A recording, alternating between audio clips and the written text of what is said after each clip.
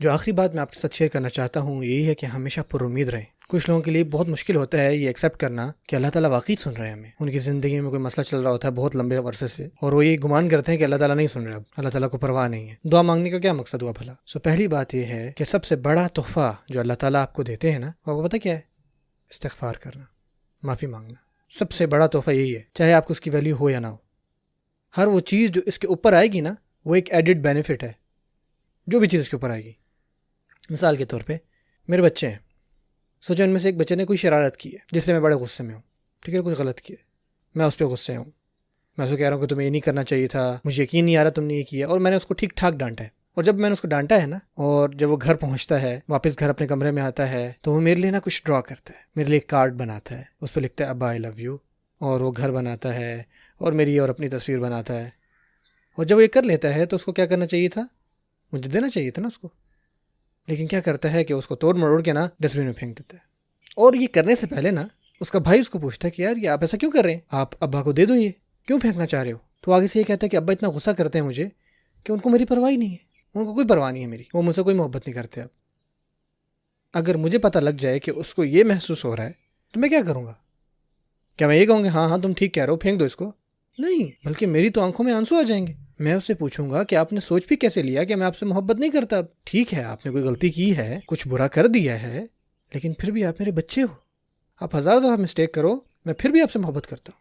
چاہے میں آپ سے غصہ کر رہا ہوں، میں پھر بھی آپ سے محبت کرتا ہوں۔ وہ دو جو تم نے بنایا مجھے، میں اس کو فریم کراؤں گا، وہ دو جو تم نے بنایا میرے لیے، بلکہ میں اس کو گلاس کے اندر رکھوں گا، میں اس کو نکالتا ہوں، میں ہمیشہ اس کو دیکھ کے خوش ہوں گا۔ کیوں؟ کیونکہ میں اپنے بچے سے محبت کرتا ہوں، چاہے وہ کتنی دفعہ غلطیاں کرے، چاہے مجھے تکلیف پہنچے۔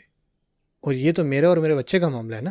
اور یہاں پہ میں اپنے اور اپنے بچے کی صرف بات نہیں کر رہا، میں ہمارے اور اللہ تعالیٰ کے تعلق کی بات کر رہا ہوں۔ میں بھی غلطیاں کرتا ہوں، مجھ سے غلطیاں ہو جاتی ہیں، اللہ تعالیٰ تو نہیں ہمیں ڈانٹتے، ہم پر تو نہیں بجلیاں گرتی ایک دم سے، ہمیں فوراً تو جہنم میں نہیں پھینکا جا رہا، ایک دم سے ہمارا دل دھڑکنا تو نہیں بند ہو رہا نا۔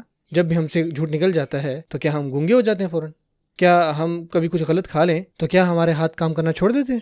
ایسا تو نہیں ہوتا نا۔ یا جب بھی ہم کچھ غلط دیکھ لیتے ہیں تو کیا ہم فوراً سے اندھے ہو جاتے ہیں؟ اللہ تعالیٰ تو دینا نہیں چھوڑے، اللہ تعالیٰ تو ہمیشہ سے ہمیں عطا کر رہے ہیں۔ اور اب میں یہ سوچنا شروع کر دوں کہ اللہ تعالیٰ مجھ سے محبت نہیں کرتے، ہمارا بڑا اچھا تعلق تھا، لیکن جب سے میں نے غلطی کی ہے وہ محبت چلی گئی ہے۔ سب مجھے بتائیں، اگر آپ کے ذہن میں یہ ہے تو پھر دعا بھی مانگنے کا کیا تک ہے؟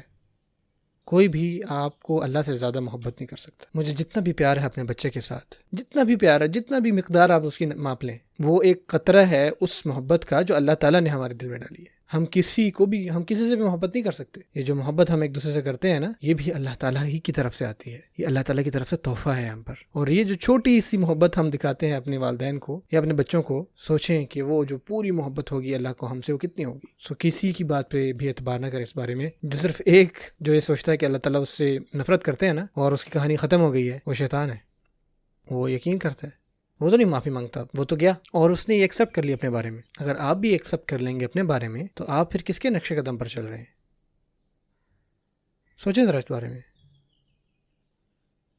اگر آدم علیہ السلام جنت میں تھے، اب خود سوچیں کہ جنت سے بہترین جگہ کوئی اور ہو سکتی ہے، اور اللہ تعالیٰ نے ان کی اس خطا کی وجہ سے اس زمین پہ بھیجا۔ اور اگر وہ یہ ماننے لگ جاتے کہ اللہ تعالیٰ نے مجھے آسمان سے زمین پہ بھیج دیا ہے، اللہ تعالیٰ مجھ سے اتنا ناراض ہے کہ اللہ تعالیٰ نے مجھ سے جنت لے لی ہے، میں کیسے اللہ تعالیٰ سے اپنا تعلق برقرار رکھوں گا؟ میں نے تو اللہ تعالیٰ کو مایوس کر دیا ہے۔ سب سے پہلی چیز جو اللہ تعالیٰ نے ہی سکھائی ان کو کرنے کی، وہ کیا تھی؟ اللہ تعالیٰ نے ان کے دل کو ٹھیک کیا۔ انہوں نے کیا کہا؟ ربنا ظلمنا انفسنا وان لم تغفر لنا وترحمنا لنکونن من الخاسرین۔ آپ ہو سکتا تھا کہ بہت اچھی جگہ پر تھے، لیکن اب اس جگہ پر نہیں ہے۔ سوچیں، جنت کے مقابلے میں دنیا کیا ہے؟ وہ جنت سے دنیا تک آ گئے، اور جتنا وہ دور جنت کے مقابلے میں دنیا سے آئے، وہ اتنا ہی قریب تھے اللہ تعالیٰ سے۔ وہی الفاظ کافی تھے ان کے لیے اللہ تعالیٰ سے جڑنے کے لیے۔ کبھی بھی دعا نہ چھوڑیں، اللہ تعالیٰ سے جینون دعا مانگیں۔ اس بات پہ یقین رکھیں کہ اللہ تعالیٰ آپ کی ہر دعا کو سنتے ہیں۔ اللہ فرماتے ہیں اجیب دعوت الداعی اذا دعان، یہی بھی رمضان کی آیتوں میں آتی ہے، میں فوراً سے جواب دیتا ہوں ان کو جو مجھے پکارتے ہیں، جب بھی وہ مجھے پکاریں۔ یہ اللہ تعالیٰ کا وعدہ ہے۔ جو پہلی دعا آپ مانگ سکتے ہیں وہ استغفار کی دعا ہے۔ اللہ تعالیٰ ان قوموں کے بارے میں بتاتے ہیں کہ اللہ تعالیٰ ان پر عذاب نہیں نازل کریں گے، وہ قومیں جو ڈیزرو کرتی ہیں کہ ان پر عذاب ہے، لیکن اللہ تعالیٰ ان پر نہیں عذاب ڈالیں گے جب تک ان میں سے کچھ لوگ ہیں جو ابھی تک استغفار کر رہے ہیں۔